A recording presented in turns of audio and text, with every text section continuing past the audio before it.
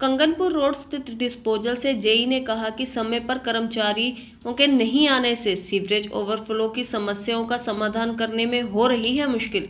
Sewerage सफाई के लिए लगे कर्मचारियों को समय पर बुलाने उनके लिए मुश्किलें खड़ी कर रहा है। आम जनता की समस्याओं को लेकर लगातार फोन आते हैं, लेकिन कर्मचारी समय पर नहीं पहुंचते। कर्मचारियों को समय पर आने के लिए कहा जाता है तो उल्टा दुर्व्यवहार करने की शिकायत देने शुरू कर देते हैं। ऐसा ही मामला गुरुवार सुबह भी हुआ। विभाग की जेई दिव्या ने शुक्रवार सुबह मीडिया से बातचीत करते हुए बताया कि उन्होंने कर्मचारियों को सुबह 9 बजे आकर हाजिरी लगवाने और कार्य करने के निर्देश दिए थे। वह हाजिरी लगाने के लिए सुबह 9 बजे पहुंच गई, लेकिन कर्मचारी 10 बजे तक नहीं आए। जब उन्होंने समय पर आने के निर्देश दिए गए तो कर्मचारी भड़क गए और शिकायत करने के लिए कार्यालय में पहुंच गए, प्रदर्शन किया और मुझ पर दुर्व्यवहार करने के आरोप लगाते हुए शिकायत दे दी। आज भी कई कर्मचारी ड्यूटी पर नहीं है, जिसके चलते कार्य प्रभावित हो रहा है।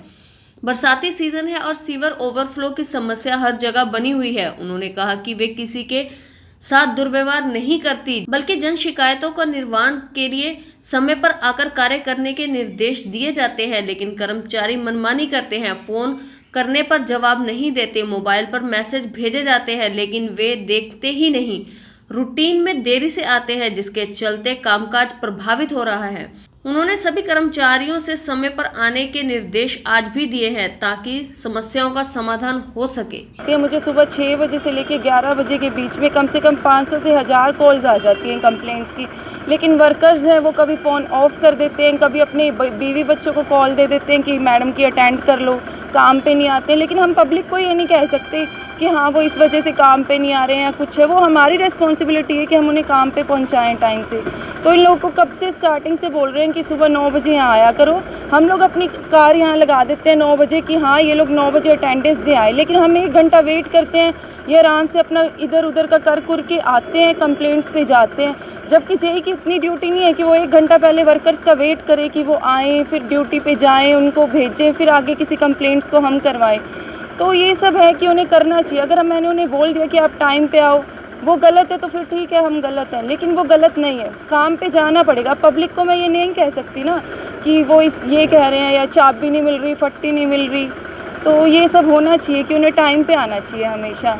उनकी तरफ से गाली गलौज देने की बात कही जा रही है, आपके हस्बैंड का भी नाम बीच में लिया जा रहा है। नहीं, ऐसा कुछ भी नहीं है। देखो पढ़े लिखे हैं, कि मैं भी एमटेक हूँ सिविल में, कंस्ट्रक्शन टेक्नोलॉजी मैनेजमेंट से, और आज तक मुझे नहीं लगता कि हमारे पेरेंट्स को या पब्लिक को किसी को कोई प्रॉब्लम हुई होगी कि हम लोगों ने कोई मिसबिहेव किया है या कुछ है। लेकिन देखो थोड़ा रूड होना पड़ता है ऑफिसर को, ये कहना पड़ता है कि आपको जी जी करके बोल रहे हैं बाबूलाल जी आप ये कर लो वो कर लो, आप प्रधान हो, लेकिन उन्हें ये बोला गया कि बाबूलाल जी आप प्रधान हो, रोज़ आपको जी जी करते हैं।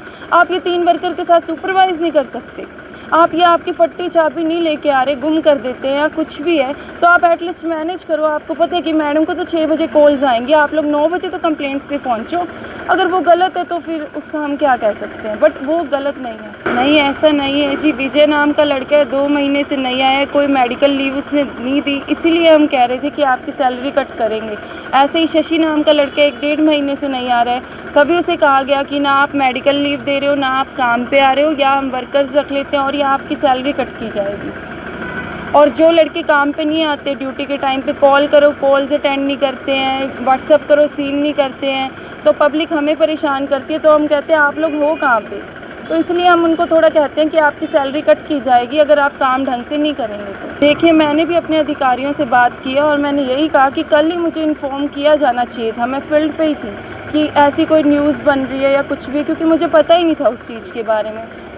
तो ठीक है डरना, लेकिन ये जो इमेज ख़राब हो जाती है कि दुर्व्यवहार किया गया, महिला जी ने ऐसे किया वैसे किया, वो सब गलत है। जो समझदार होगा वो यही कहेगा काम करवाना है तो थोड़ा स्ट्रिक्ट होना पड़ेगा। अगर हम पोलाइट रहेंगे तो काम नहीं हो सकता है, और वो लोग करते भी नहीं है पोलाइट वे में काम। तो यही है कि अब हम किस साइड जाएं, आप लोग ही बता दीजिए। अगर हम डांटें तो वो धरना देते हैं, नहीं डांटे तो पब्लिक हमें गाली देती है कि आप काम नहीं करवा रहे हैं।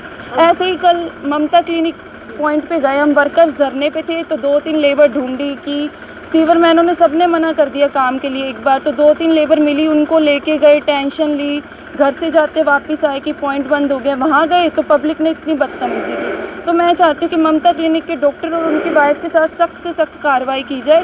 मैं एक्शन सर को भी अभी लेटर दे के आऊँगी कि आगे ऑफिसर्स को कॉल करें कि वो सख्त से सख्त कार्रवाई करें, या फिर हम साइट पे जाना बंद कर देंगे कि हाँ हम साइट पे ऐसी पब्लिक से नहीं मिलेंगे, काम करवाने हम वर्कर्स भेज देंगे, दैट्स इट। यही हो सकता है फिर तो। अब देखिए जी, अब धरने पे जाएंगे या कार्रवाई की बात है तो आई थिंक उन पे कार्रवाई होनी चाहिए कि हम जेई को समझना चाहिए कि वो सुबह 6 बजे कॉल अटेंड कर रहा है, रात में 12 बजे भी यहीं बैठे होते हैं हम कि ये डिस्पोजल स्टार्ट करना है, मोटर वगैरह लगा रखी है हमने।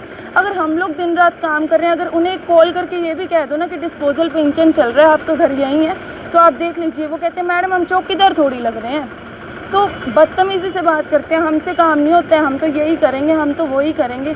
कब तक जेई दबके रहेगा? सिर्फ यही बोला है कि आपको यही तो कहा है कि विनोद जी आप इंजन बता दो, आप इतना उल्टा सीधा बोल रहे हो।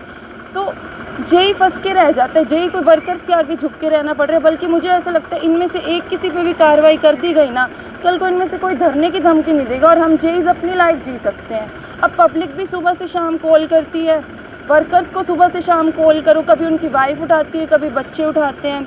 अब 3 वर्कर्स तो प्रेम नगर शक्ति नगर वाले एरिया के आए नहीं, तो हम लोग कार आगे लगा के और उनसे कंप्लेंटेंट से मिल के आए। देखिए अब इतनी काम के लिए अगर बार बार बाहर जाएंगे तो ऑफिस के काम भी हैं और भी प्रोजेक्ट्स हैं, वो कैसे हो पाएंगे।